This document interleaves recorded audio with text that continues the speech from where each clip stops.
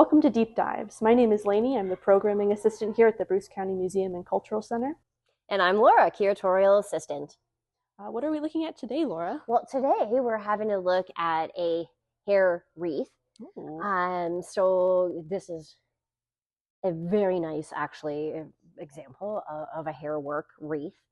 So every single element that you basically see here is hair wrapped around wire into this kind of shape and into all the different kinds of flowers. There are there's some beads and stuff in there too, but most of it is made out of hair. Alrighty, when would this have been made around? Do we know? This one particularly was made in 1885 by Alice Maxwell, who lived in Paisley. So that's very typical for that kind of time period. So sort of the late Victorian period was a time when ladies did a lot of work, just any kind of needlework and kind of art sort of stuff was encouraged for women to do. And doing shadow box wreaths is one of those things that was sort of considered ladies' work. Okay, that brings me into my next question. Is there a specific reason why someone would make a wreath out of hair? Well, hair doesn't have sort of the hygienic connotations that it does now. So in the 20th century, after these were popular, the idea of having your hair and that kind of thing sort of became dirty, which is sort of how we see it. So you're kind of like, ooh, like weird hair. But at the time, women would be saving their hair. So they used to have little bags that would be called pineapple bags or hair receivers. So when you brush your hair, of course, you get hair in your hairbrush. The ladies would save that hair. And then at the time, it was, if you wanted a more elaborate hairdo, there's no hair dye and things like that. So you would save up your own hair to make an extra set of curls, for like a fancy updo. Yeah. And that kind of thing. So keeping your hair was something that you sort of did. And hair actually makes a fantastic art medium because it is pliable, right? You can bend it, you can do all those kinds of things, but it is UV resistant. So essentially, like your hair may change colors like as you age, but being outside, sometimes in the summer, maybe gets a little bit lighter, but generally speaking, it doesn't, bleach you out.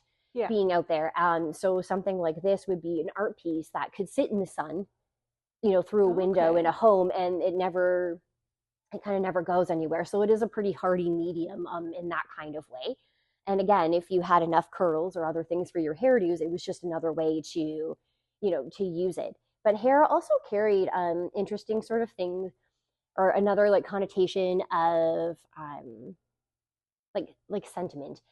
Prior to the Victorian period, there was a time when men would have a curl, and essentially it meant that it was like a symbol that they were sort of in love with somebody. And it was kind of a weird sort of man's hairdo. You've seen a lot of like Jane Austen novels too, so that's the early 1800s, so just prior to the Victorian period. That like giving your like a lock of hair to your beau, like your sweetheart, that was like like a very intimate like thing to do. So hair was sort of tied to this idea of love and like affection. So putting something together like this, you can see like there's lots of different colored hairs in there.